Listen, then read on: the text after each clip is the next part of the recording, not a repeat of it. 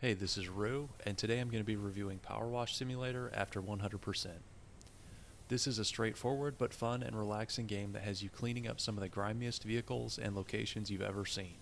It launched in 2022 but has released a steady flow of both free and paid content since then, which we'll get into. This review is after 100%. I've played all of the currently available maps, including all DLC, and I have all of the achievements. Let's start with an overview of the game. I'll talk about the things I did and didn't like, and then move on to DLC, value, and overall thoughts. So, how does PowerWash Simulator play? Pretty much exactly what you'd expect from the title. You take the role of somebody starting a power washing business in the town of Muckingham. You start with a cheap, basic power washer and a dirty van. As you complete jobs, you'll get paid and introduced to larger and more complex locations to wash. You play from a first-person perspective and can use several different nozzle options. The wider angle nozzles like white and green let you cover more area at a time but take longer to remove more stubborn dirt and grime. The tight angle nozzles like yellow and red are great for treating difficult spots but can take a long time to cover a large area. You can also use various cleaning liquids, but these aren't required and you'll have to buy them. Depending on the level, you may get access to ladders, step stools, or scaffolding to reach higher areas. You can also climb and jump your way across a lot of the levels. There's an in-game store that lets you spend your earnings on more powerful washers, new nozzles, length attachments that extend your cleaning range, different soaps for different surface types, and finally a variety of cosmetic options for your gloves, suit, and power washer itself. Realistic simulation is not the name of the game here. There's no fall damage, there's no need to source water or ever refill your washer, and grime sort of magically disappears when you spray it. If you press tab, dirty areas get highlighted in an orange color. This can be very helpful when trying to track down the last bits of a level.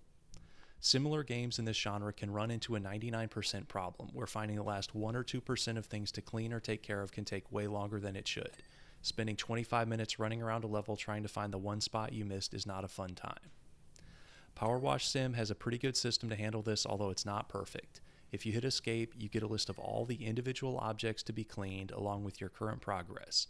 You can select these one at a time and that object will be highlighted in the game world. In addition, once you get down to just a handful, the remaining objects to be cleaned will show up on the left side of the screen. Every once in a while you can still have problems, particularly on some of the larger levels where object names aren't that clear, but this is a better system than most. There's no player skill or stat progression outside of the equipment you can buy and use. This might bother some people, but I didn't find myself missing it. The game does actually feature a narrative story arc, shown via a series of text messages while playing and shown in the various locations you'll visit. The story doesn't take itself seriously at all and is overall extremely silly, but it doesn't get in the way of gameplay. Once you finish the campaign, you can revisit any of the locations in free play. There's also an alternative challenge mode that lets you try to complete levels either as fast as possible or using as little water as possible. This idea is okay in theory, but it kind of flies in the face of the best part of the game, the chill, relaxed vibe. These challenge modes were only ever released for a handful of the early levels, and I don't think they were very popular. There's a co-op multiplayer option as well, which can even be done cross-platform, which is nice. Most of my time with this game was in single player, but I did play a couple levels co-op for this review, and it seems like a well-done system. The base campaign takes place across a total of 38 locations. Some of these are extremely small, cleaning a motorcycle or a dirt bike, while others are quite large, cleaning a whole playground or a skate park. As of this video going live in August of 2024, there are 26 additional free levels that have been released, including some really cool ones. There are 21 paid DLC levels split across 4 packs. We'll get into the DLC in depth later. Let's move on to the things I liked about PowerWash Simulator. First, despite being, or maybe because it's so simple, gameplay feels really calm and relaxing. If there's a polar opposite to a sweaty Call of Duty or League of Legends lobby, it would be something like this. There's no timer, no fail conditions, and you can't ever make the level worse. This is the rare kind of game that appeals across the board, from hardcore gamers wanting a relaxing change of pace to small kids and people who usually don't even play games. There's something universally satisfying about taking a filthy area and making it shine. This game is up there with the American and Euro Truck Sim series with me for being the kind of game to play after a stressful day, with some music or a podcast or a video playing on the second monitor. Let's get into a few of the small touches I like. The equipment progression feels good. You notice a significant difference between the weak starter washer and the late game ones. In particular, the strongest power washer paired with the triple red nozzle is a fun combination and my setup of choice. Early in the game's development, the devs added a feature that lets you move the washer without moving the whole field of view. On PC, this is mapped to the C key. This addition is great. I like to sweep the washer back and forth quickly, and without this feature, the game turns into a motion sickness simulator. Overall, I really like the way the devs have supported PowerWash Simulator since launch. They came out with a solid roadmap, alternating free and paid DLC, and they've executed it. There's also a cool time-lapse movie the game shows you at the end of cleaning each level. These can be satisfying and are another good addition to the game. I bought PowerWash Simulator back at launch, and I've been very impressed with how the game has progressed to date. The last thing I want to mention here are the levels. Not all of these are created equally, we'll get into that in the next section, but some of these vehicles and locations are just great and chock full of little details. My favorites are the mini golf course, the aquarium, and the Croft Manor treasure room. Okay, let's get into the things I didn't like with this game. Really, there's just one thing to talk about here, and it relates to what I just mentioned. Some of the levels feel plain and a bit dated, especially some of the early campaign maps. I think these were built first, and the developers didn't have as much experience or tools available to them. The back garden and first couple houses fall into this category for me, but the single worst offender is the fire station. This is a large map, and parts of it feel about as detailed as a starter Minecraft build. The whole building is 90% brick or tile, and this drill tower in the back is 4 stories of the exact same thing. The side effect of having the most dated levels early on is that new players are going to see these first and may be turned off by the simplicity and lack of detail. I wouldn't say any of these are straight up bad, but there's a reason I never replay these first locations.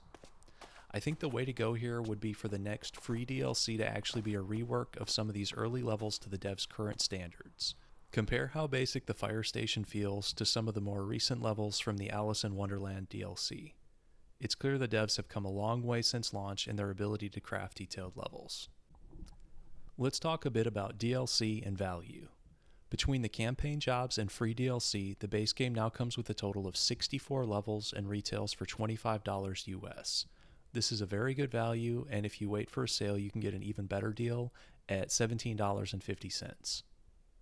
There are 6 special packs that have been released so far, set in the following franchises or worlds: Tomb Raider, Midgar from Final Fantasy, SpongeBob, Back to the Future, Warhammer 40k, and Alice in Wonderland. 2 of these, Tomb Raider and Midgar, were released for free. The other 4 retail for $8 US each. How much you enjoy these is really going to depend on how into each of these worlds you are. For me personally, my favorites were the Tomb Raider and Back to the Future packs because I like both of those franchises a lot. Cleaning the maps feels better when you recognize the location or vehicle in question. I was pleasantly surprised by the Alice pack. I'm not a huge Alice in Wonderland guy, but the pack was very well done and I enjoyed it. The only pack I would recommend skipping is the SpongeBob one unless you're a big fan of that franchise. I'm not, so that particular pack was more or less lost on me. Let's sum all this up. I think PowerWash Simulator is a textbook example of early access done right. When it launched back in 2022, the base game was fun but a bit rough around the edges. Since then, the devs have produced a bunch of quality content, and the best part is the majority of it's free. This kind of consumer-friendly approach to post-launch support is refreshing in a world where most big studios feel out to extract every cent possible from you.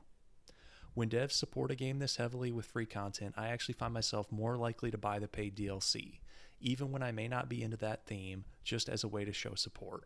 Overall, I'm very happy with this game, and this is an easy buy recommendation from me if virtually cleaning things seems at all up your alley. Anyways, that about wraps this one up. If you enjoy this sort of content, feel free to like and subscribe. Thanks so much for watching, and I'll see you in the next one.